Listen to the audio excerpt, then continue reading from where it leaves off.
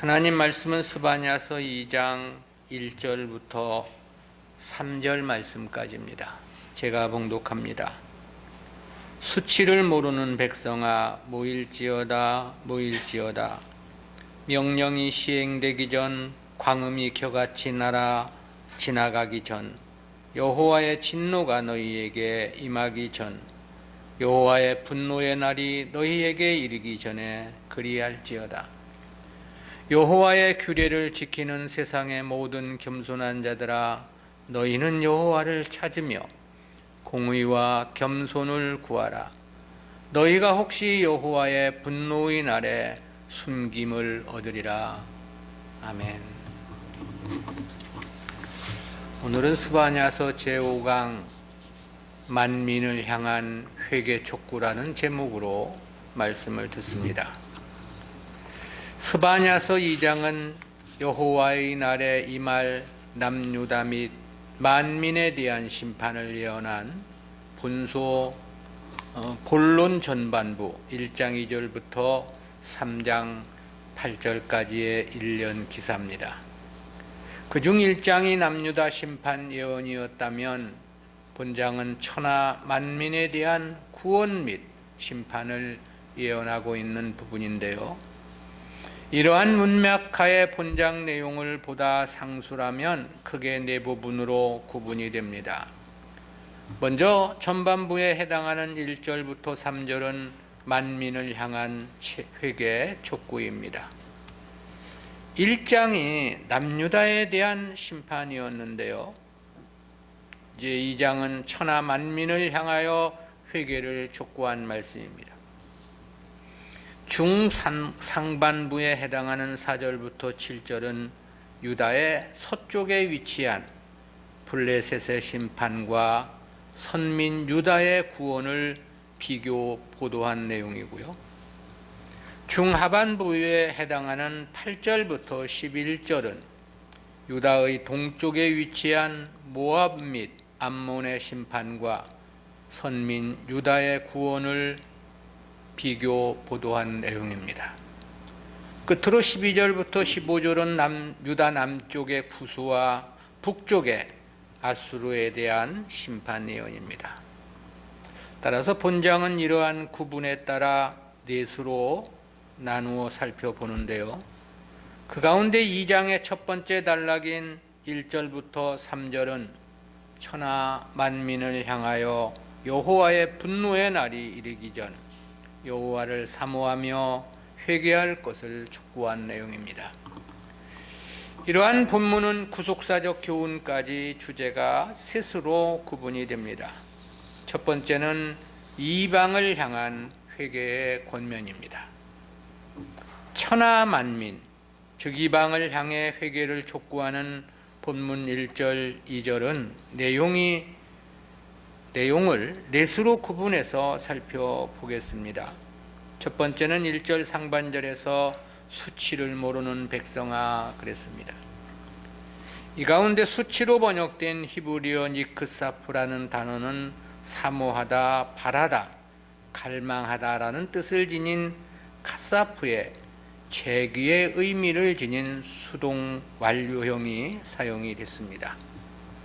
이를 감안을 해서 본문을 직역해 본다면 갈망하지 않는 백성아 또는 사모할 줄 모르는 백성아 그런 뜻이 됩니다. 그런데 비록 구약에서 사용된 모든 용례가 사모한다, 갈망하다라는 의미로 사용되고 있기는 하지만 이 단어의 아람어 어근은 부끄러움이라는 뜻을 갖습니다. 그러기에 한글 개역 성경은 이를 수치를 모르는 백성아라고 번역을 한 것입니다. 그런데 옥스퍼드 언어 성서대전에서는 구약에서 이 단어의 사용 용례가 모두 사모하다, 갈망하다라는 의미로 사용했기에 이를 사모할 줄 모르는 백성아라고 번역함이 보다 자연스럽다는 견해를 밝혔습니다. 그러나 본문에 이 니크사프라는 단어는 잠언 7장 13절과 이사야 29장 22절에서는 부끄러워하다라는 의미로 사용이 됐습니다. 따라서 개역 성경의 번역이 결코 부자연스러운 것은 아니라고 말할 수 있겠습니다. 그렇다면 여기서 수치를 모르는 백성은 누구를 가리킴일까? 백성으로 번역된 히브리어가 학고이라는 단어인데요, 이는 본래 이방을 가리키는 말입니다. 실제 하나님 백성을 가리킬 때는 성경에서 주로 암이라는 단어를 사용을 합니다. 따라서 본문은 주님 이후 도래할 신약 시대를 배경으로 주어진 예언의 말씀이라고 말할 수 있겠습니다. 유다가 멸망하고 결국 하나님의 구속사가 천하만국으로 확장될 것은 태초부터 예정된 것이었습니다. 따라서 1장에서 유다의 심판을 선포한 다음 2장에 와서는 이방을 향한 신약 구속사에 대해 예언을 주고 있는 말씀인 거죠. 그렇다는 것은 이어지는 3절에서 세상의 모든 겸손한 자들아 라고 한 말씀에서 볼 때도 명백합니다. 그런데 이방의 백성들을 향해 수치를 모른다고 그랬습니다. 그것은 당시로서 보면 이방은 전혀 하나님을 알지 못하는 백성들이었기 때문인 거죠. 하나님의 택한 백성들이라 할지라도 중생 이전은 정말 수치를 모르는 사람들이라고 말할 수 있겠습니다. 때문에 바울은 성도들을 향해 그렇게 말한 바 있죠. 에베소서 2장 3절입니다. 전에는 우리도 다 그 가운데서 우리 육체의 욕심을 따라 지내며 육체와 마음에 원하는 것을 하여 다른 이들과 같이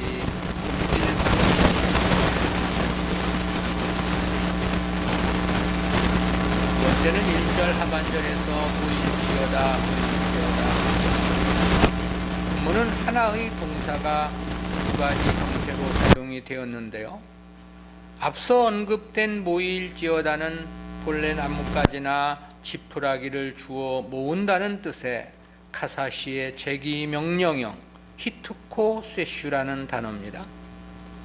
그리고 뒤에서 모일지어다로 번역된 히브리어는 호슈라는 단어인데요, 이 두 단어가 계속을 나타내는 접속사 와우라는 단어로 연결이 되었습니다.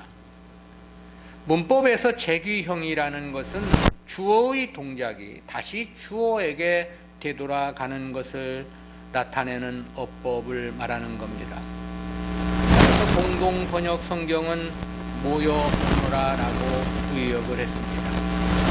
그러니까 여기서 제기형이 사용된 것은 자발적인 행위, 즉 스스로 모이라는 뜻이고, 그런데 이처럼 동일한 동사를 반복한 것은 그 의미를 강조하기 위함의 목적이 있는 거죠.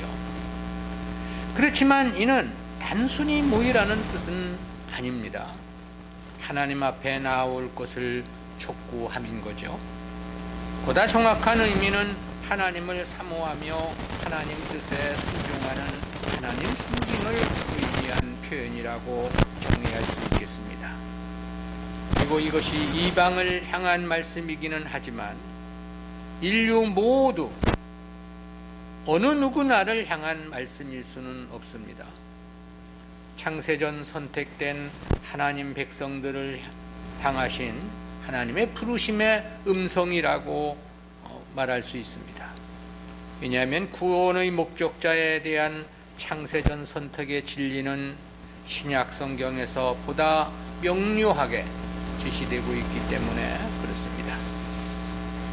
세 번째는 2절 상반절에서 명령이 시행되기 전, 광음이 겨같이 날아가기 전 그랬습니다.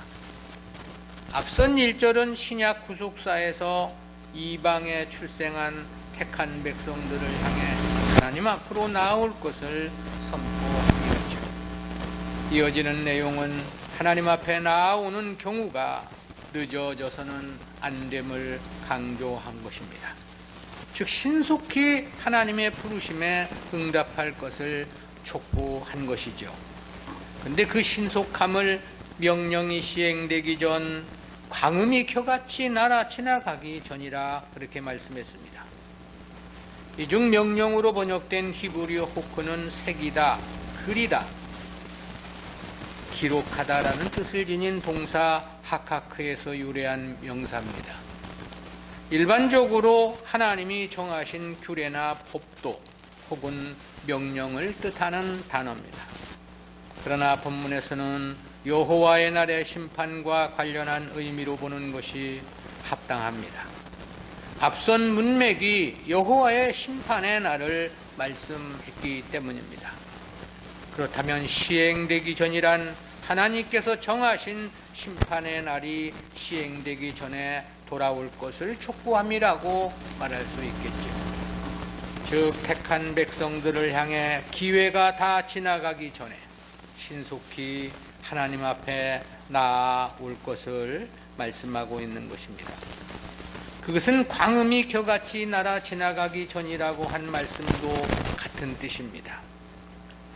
여기서 겨로 번역된 명사 모츠는 구약성경에서 상징적인 의미로만 사용이 되는데 모든 용례들에서 하나님의 심판과 관련하여 사용이 되었습니다.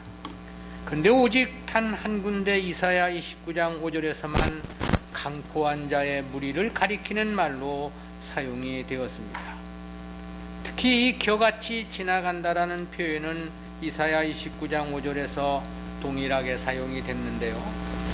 따라서 이사야 29장 5절은 본문의 의미를 정확히 밝혀주는 단서가 됩니다. 이사야 29장 5절에서는 강포한 자의 무리는 불려가는 겨 같으리니 그 일이 경각간에 갑자기 이룰 것이라 그랬습니다. 어떤 일이 매우 빨리 그리고 급작스럽게 이루어진다는 그런 뜻입니다. 이 광음으로 번역된 요미라는 단어는 날이나 시대나 어제나 오늘이나 내일 등을 뜻하는 일반 명사입니다. 그렇다면 이는 허용된 시간이나 세월이 매우 빠르게 지나가거나 닥쳐올 것이라는 그런 의미가 되는 거죠. 따라서 그 나날이 지나가기 전에 빨리 하나님 앞에 나와야 함을 강조함인 것입니다. 실제 세월은 심히 빠르게 지나갑니다. 그러기에 심판의 날도 신속히 닥쳐올 수밖에 없는 것은 분명한 사실입니다. 성도들의 신앙생활이 한가한 마음이어서는 안 되는 이유입니다.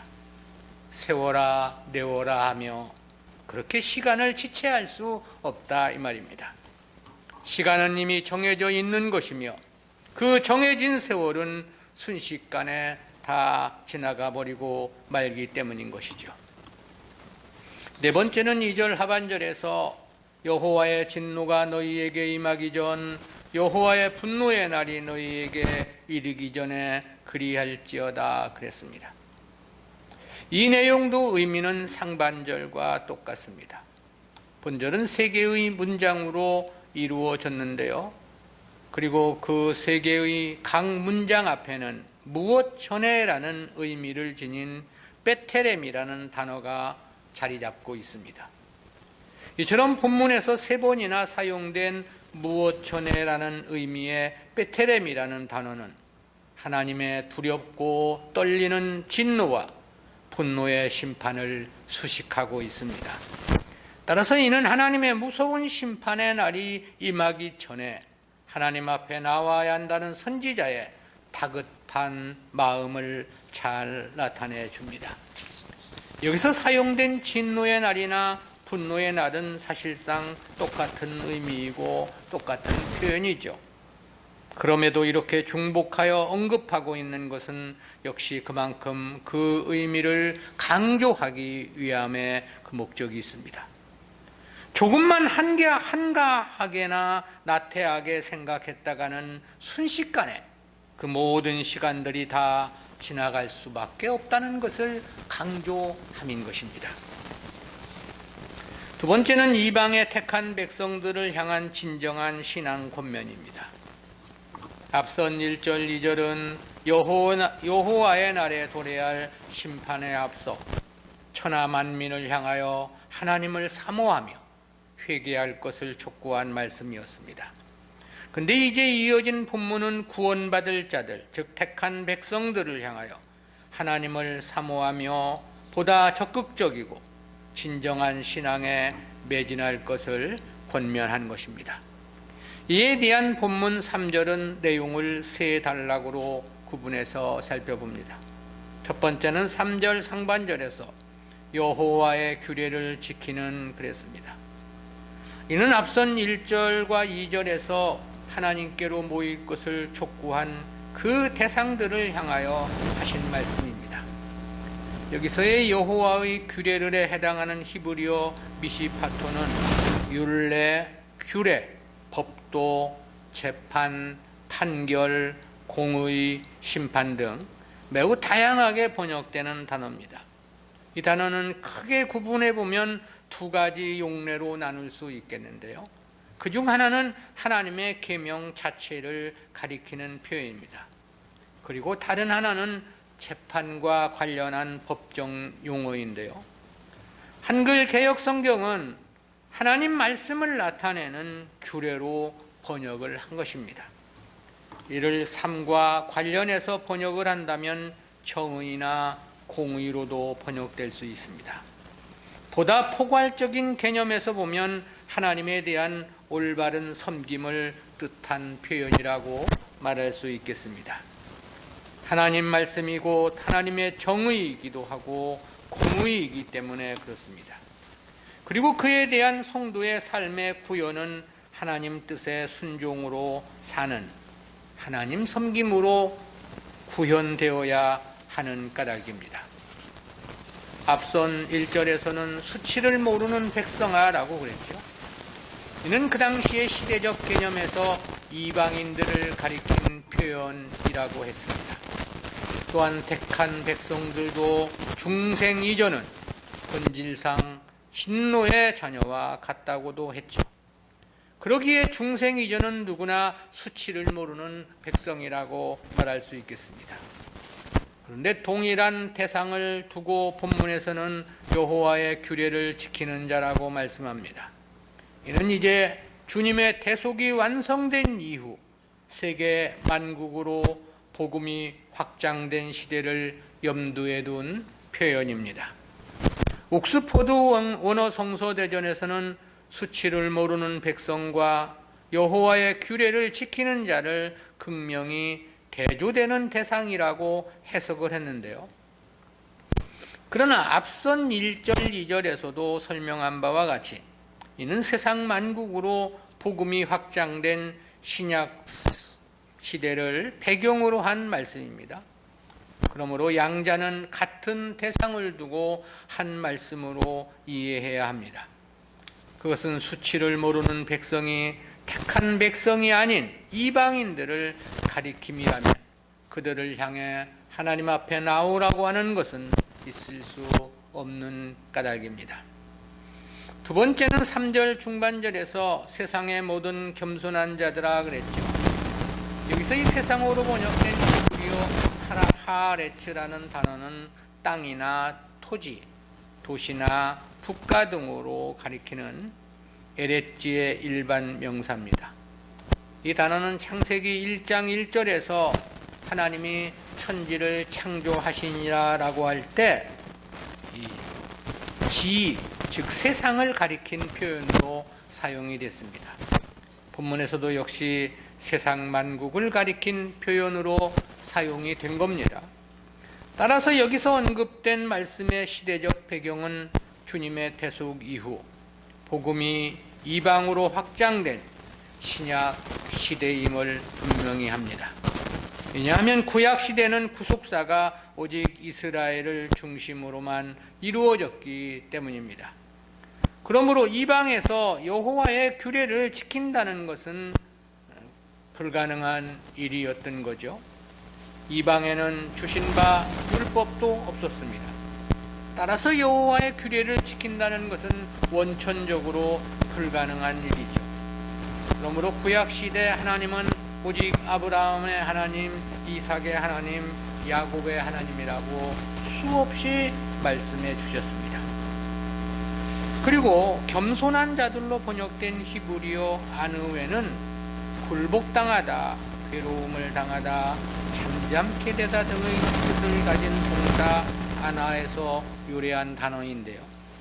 문자적으로는 가난한 자 또는 비천한 자, 온유한 자 또는 핍박당하는 자라는 뜻이 됩니다. 주님은 마태복음 5장 3절에서 심령이 가난한 자는 복이 있나니라고 말씀하신 바 있고, 5장 5절에서는 온유한 자는 복이 있나니 말씀하셨고, 5장 10절에서는 의를 위하여 핍박을 당하는 자는 복이 있나니라고 말씀하신 바 있죠. 그래서 여기서 이 겸손한 자들은 1차적으로는 이러한 택한 백성들을 가리킨 표현입니다.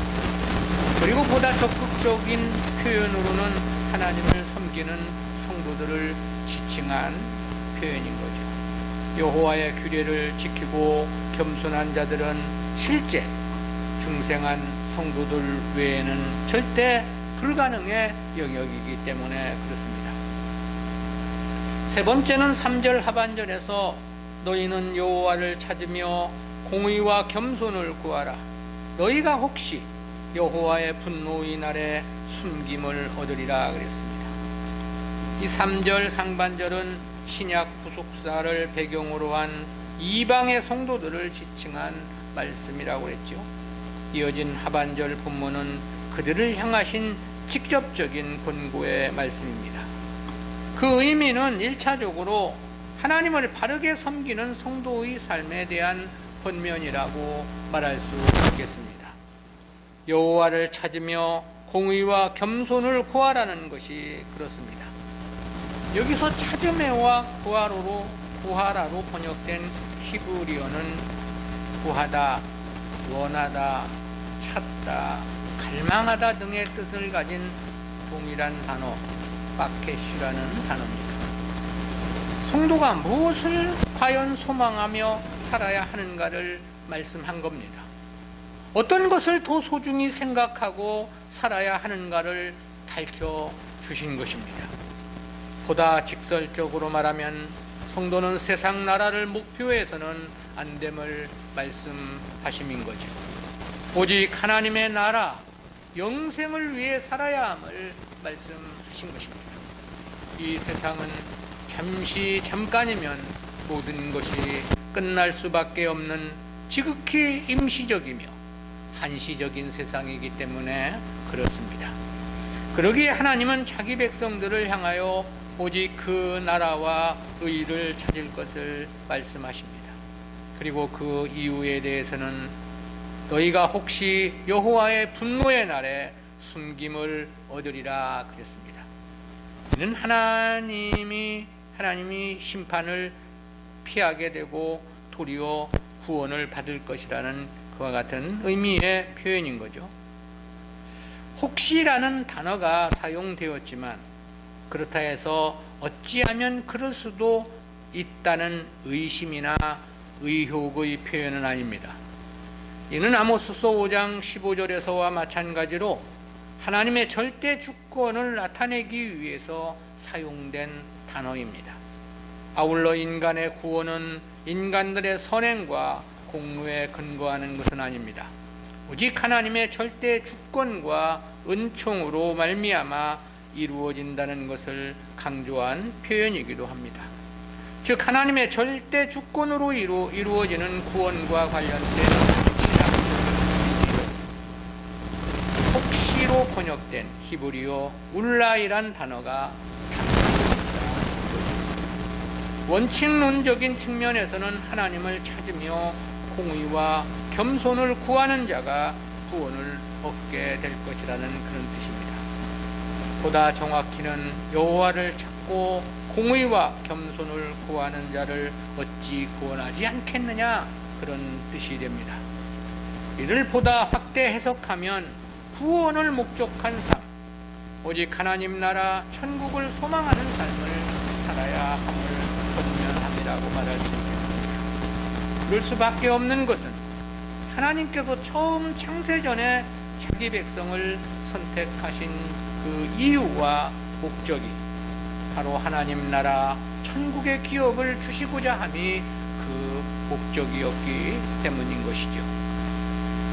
우리는 이와 같은 말씀에서 두 가지 구속사적인 교훈을 생각해 봅니다. 첫 번째는 성도의 삶의 목적은 오직 하나님 나라이어야 한다는 교훈입니다. 그것은 신약의 성도들에게 요구하신 하나님의 권면의 말씀에 함유된 교훈입니다.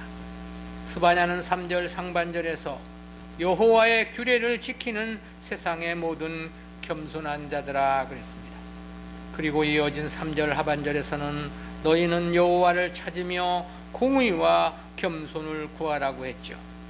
여기서 찾으며와 그리고 구하라로 번역된 히브리어는 구하다, 원하다, 찾다, 갈망하다라는 뜻을 가진 동일한 바케슈라는 단어라고 했습니다. 성도가 과연 무엇을 소원하고 무엇을 위해 살아야 하는가를 말씀해 준 내용이죠. 당시 유다 백성들은 오직 세상 것에만 마음을 두고 있었습니다. 세상 부요에만 마음을 쏟고 있었던 것이죠. 그러기에 1장 13절 상반절에서는 그들의 재물이 노략되며 그들의 집이 황무할 것이라고 말씀을 했던 거고요. 그 하반절에서는 그들이 집을 건축하나 거기 거하지 못하며 포도원을 심으나 그 포도주를 마시지 못하리라 그랬습니다. 1장 18절 상반절에서는 그들의 은과 금이 여호와의 분노의 날에 능히 건지지 못할 것이며 그랬습니다. 저들은 재물이 자기들을 지켜줄 것이라고 생각을 했던 것입니다. 돈만 많으면 세상 어떤 재난이라 하더라도 안녕을 보장받을 수 있다고 생각을 했던 거죠. 그러니 하나님은 건성이고 그저 마음의 소원은 온통 세상 부요에만 쏟을 수밖에 없었겠죠. 그러기에 하나님은 본문에서 너희는 여호와를 찾으며 공의와 겸손을 구하라고 말씀하신 것입니다. 세상 것이 아니라 영생을 소망하며 살아야 함을 촉구하신 거죠. 육신의 문제가 아니라 영원한 하나님의 나라 천국의 기업을 소망하며 살아야 함을 말씀하신 것입니다. 주님은 요한복음 18장 36절에서 내 나라는 이 세상에 속한 것이 아니라고 말씀하신 바 있죠. 그렇다면 주님의 나라는 어디에 속한 나라라는 말인가? 그것은 두말할 것도 없이 천상에 속한 영원한 나라인 거죠. 그리고 마태복음 6장 33절에서는 너희는 먼저 그의 나라와 그의 의를 구하라고 말씀하셨습니다. 그의 나라와 그의 의라 했으니 역시 두말할 것도 없이 하나님의 나라 천국을 가리킴일 수밖에 없습니다. 마태복음 7장 7절에서는 구하라 그러면 너희에게 주실 것이요 찾으라 그러면 찾을 것이요 문을 두드리라 그러면 너희에게 열릴 것이니라고 말씀하신 바도 있죠. 성도가 과연 무엇을 소원하며 살아야 하는가를 말씀하신 건데요. 오직 하나님의 나라, 오직 영생을 목적한 삶을 추구해야 함을 말씀하신 것입니다. 그래서 주님은 마태복음 6장 19절에서 너희를 위하여 보물을 땅에 쌓아두지 말라. 거기는 좀과 동록이 해하며 도적이 구멍을 뚫고 도적질하느니라 그랬습니다. 이어진 6장 20절에서는 그렇게 말씀했습니다. 오직 너희를 위하여 보물을 하늘에 쌓아두라. 거기는 좀이나 동록이 해하지 못하며 도적이 구멍을 뚫지도 못하고 도적질도 못하느니라. 역시 같은 뜻입니다. 하나님 나라 영광의 기업을 위한 삶이어야 함을 말씀해 주신 것이죠. 우리가 진실로 하나님 백성이라는 생각이 들어진다면 반드시 그러해야 하고 또한 그 길을 선택할 것입니다. 진정한 성도라면 세상을 추구함이 얼마나 허무한 일인가를 잘 알 것이기 때문에 그런 거죠. 진정한 성도라면 세상 것을 추구함이 하나님께서 미워하시는 것이고 죄악이라는 사실을 분명히 알 것이기 때문에 그렇습니다. 진정한 성도라면 하나님 나라의 엄청난 가치의 크기를 너무나도 똑바로 알 것이기 때문에 그렇습니다. 세상과는 가히 비교할 수 없는 천만 배, 억만 배 더 크다는 것을 너무나도 잘 알기 때문입니다. 그래서 주님은 그렇게 말씀을 하셨죠. 마태복음 13장 44절입니다. 천국은 마치 밭에 감추인 보화와 같으니 사람이 이를 발견한 후 숨겨두고 기뻐하여 돌아가서 자기의 소유를 다 팔아 그 밭을 샀느니라.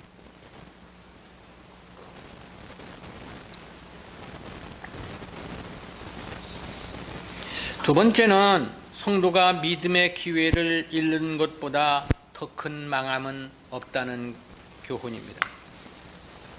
그것은 모일 것을 명하시면서 그 시점을 매우 크게 강조했다는 사실에서 깨닫는 교훈입니다.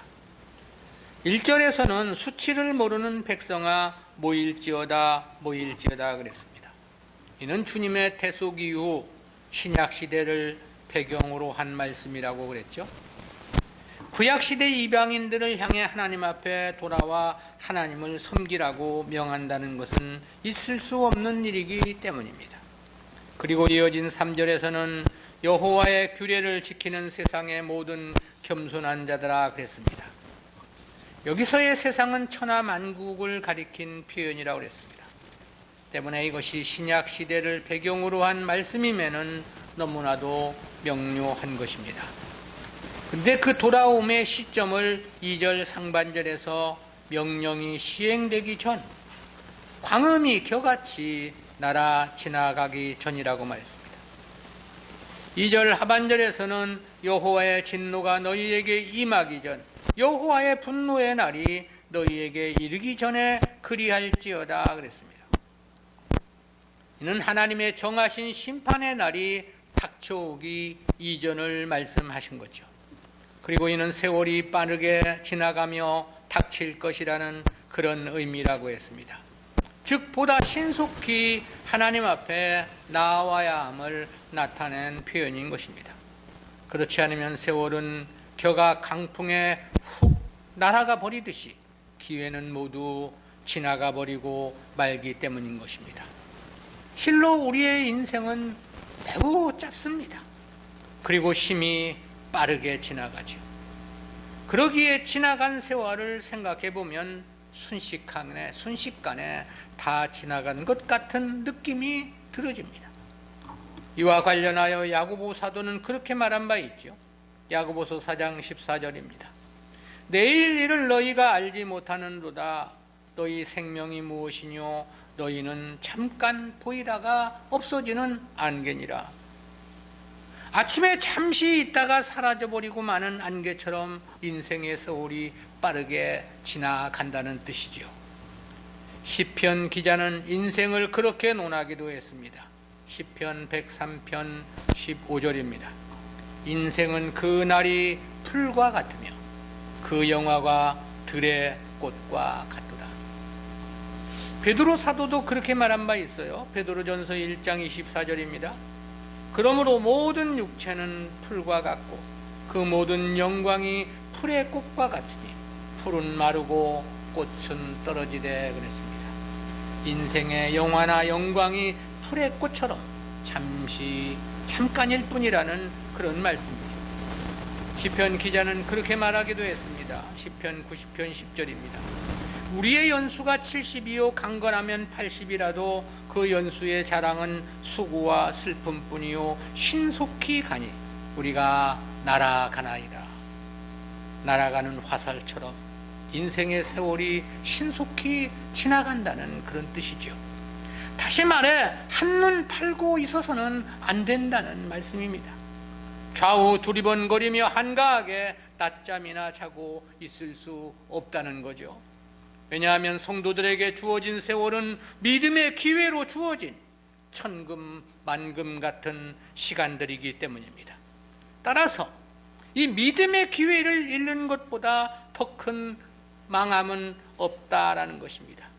그래서 바울은 에베소서 5장 16절에서 세월을 아끼라, 때가 악하니라 그렇게 말씀하기도 했죠. 세월을 엉뚱한 것에 낭비해서는 안 된다는 뜻입니다. 시간을 육신의 일, 세상사에만 바빠서는 안 된다는 뜻이기도 하죠. 그 이유에 대해 때가 악하기 때문이라고 말했습니다. 세상이 살기가 너무나 험악하기 때문이라는 뜻이 아닙니다. 그와 반대로 세상이 너무나 화려하기 때문이라는 그런 의미입니다. 세상이 너무나 우리의 마음을 혹하게 할 정도로 아름답기 때문이라는 것입니다. 오늘 우리가 살아가는 세상은 정말 우리가 좋아할 만한 것들로 가득가득 채워져 있습니다. TV 하나만 보더라도 그렇습니다. 거기에 빠지면 그야말로 하나님 생각할 겨를이 없죠. 성경 읽을 시간 없습니다. 우리의 마음과 정신을 다 도적질하기 때문에 그런 것입니다. 그렇게 세상 것들이 성도들의 마음을 빼앗아 가기 때문에 때가 악하다고 말씀을 한 것입니다. 요즘은 인터넷 게임이나 유튜브에 정신이 빠져가지고들 길을 가면서도 핸드폰에서 눈을 떼지 못하는 사람들이 부지기수로 많이 있죠. 그야말로 우리들의 소중한 시간과 세월을 이런 것들이 다 도적질해 가고 마는 것입니다. 정말 때가 매우 간교하고 교활하며 악한 것입니다. 그래서 베드로 사도는 그렇게 말을 합니다. 베드로전서 4장 7절입니다. 만물의 마지막이 가까웠으니 그러므로 너희는 정신을 차리고 근신하여 기도하라. 정말 정신을 차려야 합니다. 세상이 너무나 아름답고 화려하고 재미있고 우리들의 마음을 혼박 빼앗아 가기 때문입니다. 믿는 일, 하나님 섬김에 보다 정신을 집중해야 합니다. 믿음의 기회를 잃는 것보다 더 큰 망함은 없기 때문에 그렇습니다. 이번 한 주간도 하나님이 기뻐하시는 일로 마음을 쏟고 살아가는 우리들이 되어야 하겠습니다. 기도합니다. 사랑의 하나님 은혜 감사합니다. 오늘도 주님께서 주신 바 귀한 말씀을 통해서 어떻게 하나님을 바르게 섬기며 살아가야 할 것인가를 가르쳐 주신 진실로 감사합니다. 우리들의 삶이 오직 하나님 나라이어야만 하는 이유, 그것은 성도가 기회를 잃는 것은 무엇보다도 가장 큰 망하기 때문이라는 귀한 교훈 가르쳐 주심 진실로 감사합니다. 주여, 이 세상 것들이 우리들의 마음을 혹하게 하고 늘 우리들의 마음을 도적해 가려 하나 우리가 정신을 차려 하나님 앞에 마음을 보다 집중하고 믿는 일에 열과 성의를 다하는 저희들이 되어질 수 있도록 은혜와 은총 더하여 주시옵소서. 감사드리옵고 예수님의 이름으로 기도드리옵나이다. 아멘.